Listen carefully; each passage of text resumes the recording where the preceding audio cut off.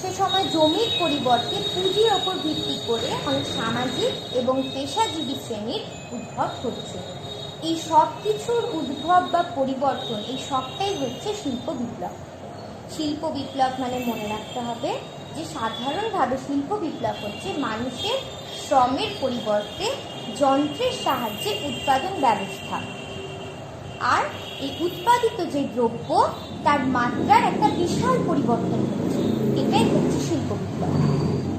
ঠিক আছে, আর আবার বলে দিতে হবে যে যন্ত্রের সাহায্যে যে উৎপাদন বৃদ্ধি হচ্ছে, এই একটা জিনিসই যে শুধু শিল্প বিপ্লব এটাকে ধরে রাখলাম তা নয়, তার সাথে আবার আছে মূলধনের বিনিয়োগ ঘটিয়ে বড় আকারে কারখানা স্থাপন, অর্থাৎ কারখানা প্রতিষ্ঠা করা হচ্ছে, প্রযুক্তিবিদ্যার পরিকল্পিত প্রয়োগ ঘটিয়ে উৎপাদন ব্যবস্থার আধুনিকীকরণ, কাজের সন্ধানে মানুষ শহরে আসছে, ব্যক্তিগত, পারিবারিক এবং গোষ্ঠীগত উৎপাদন প্রক্রিয়ার বদলে যৌথ সমষ্টিগত উদ্যোগ হচ্ছে।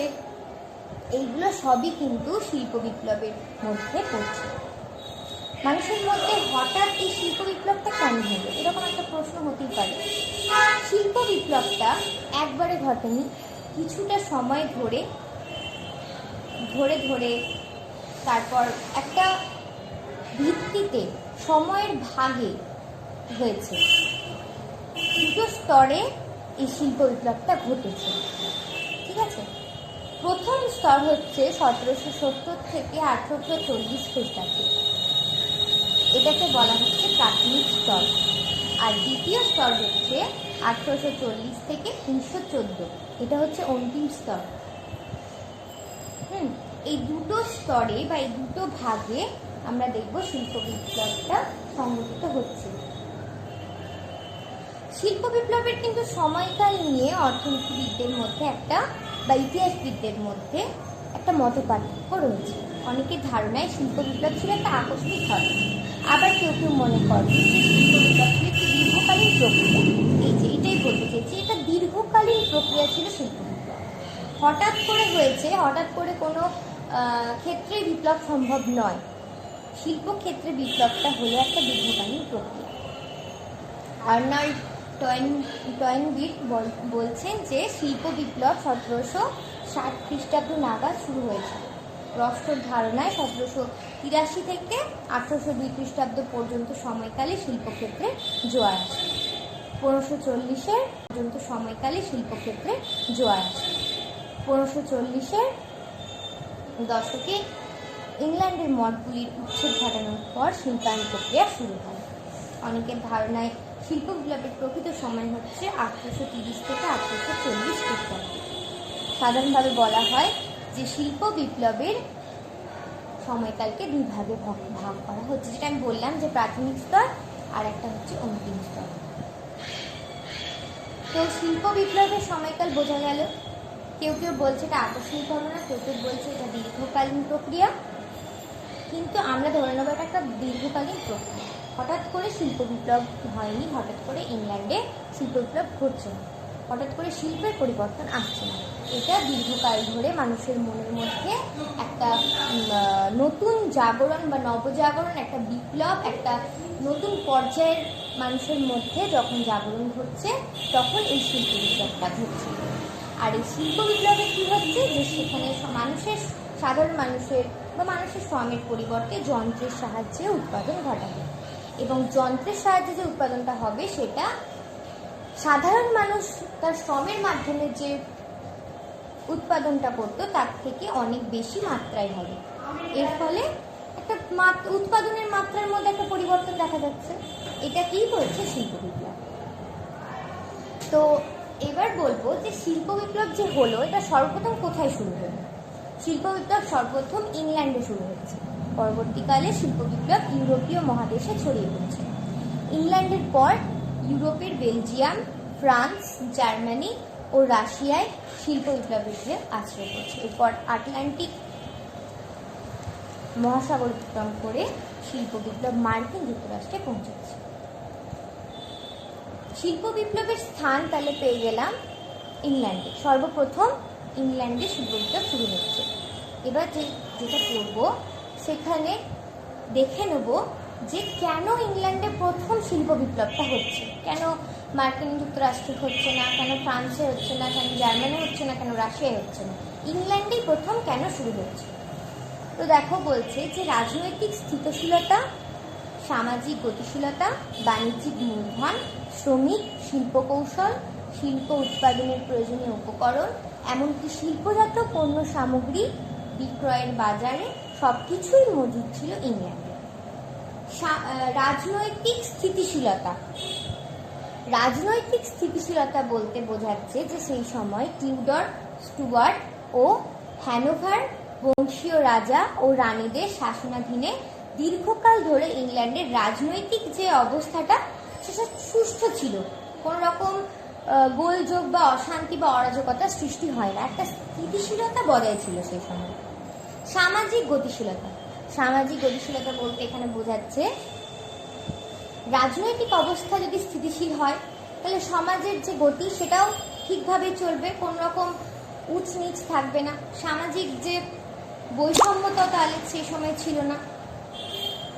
বাণিজ্যিক মূলধন, বাণিজ্যিক মূলধন বলতে মূলধন ফার্স্টে বললাম যে কোনো কিছু আমি উৎপাদন করব বা কোনো কিছু আমি কারখানায় উৎপাদন করছি, তো সেই উৎপাদনের জন্য তো আমার কিছু মূলধনের প্রয়োজন, আমি একটা কারখানা তৈরি করব বা তো কারখানা শুরু করব, তো সেখানকার জন্য আমাকে তার জন্য আগে কিছু টাকা পয়সা সেখানে আমাকে বিনিয়োগ করতে হবে, তবে আমি সেই কারখানাটা গড়ে তুলতে পারবো।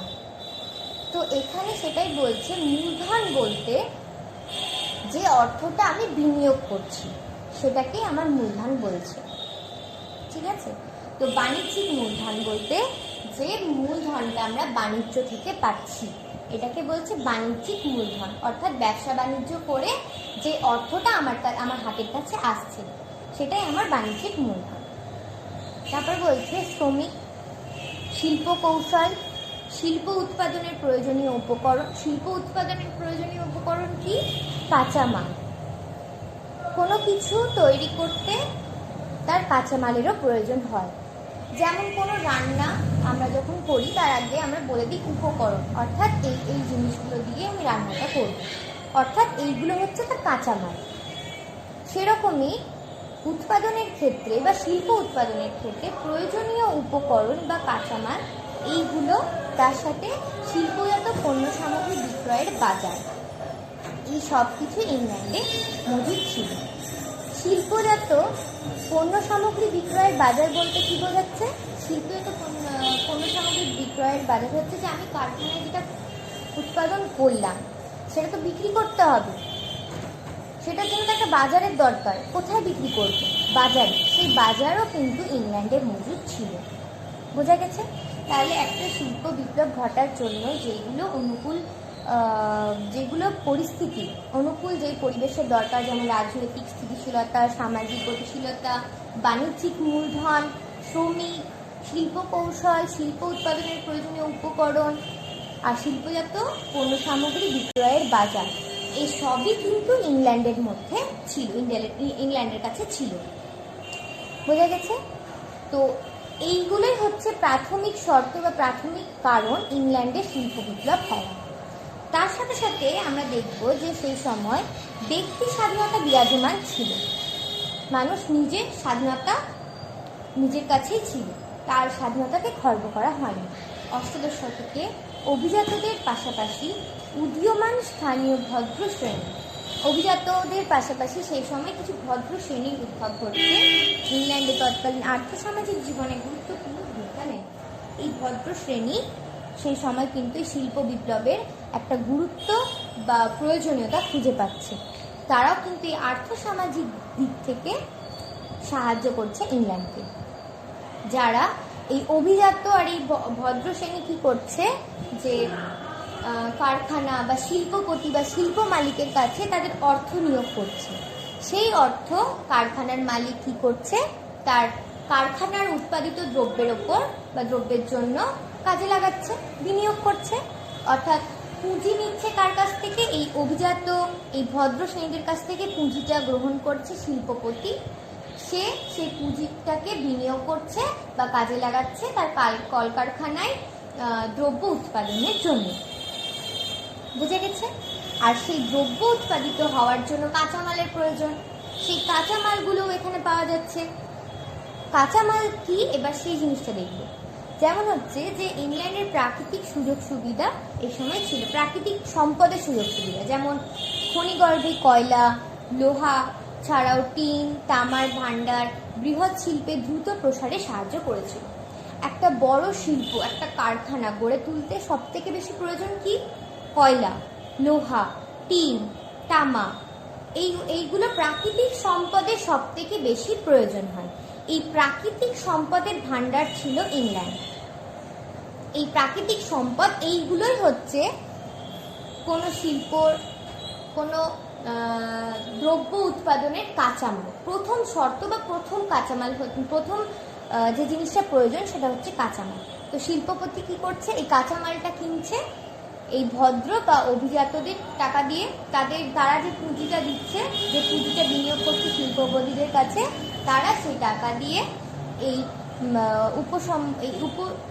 মানে এই সামগ্রীগুলো কিনছে বা কাঁচামাল কিনছে এবং সেইগুলো দিয়ে কলকারখানায় সেটাকে কাজে লাগাচ্ছে দ্রব্য উৎপাদনের জন্য। তারপর দ্রব্য উৎপাদিত হচ্ছে।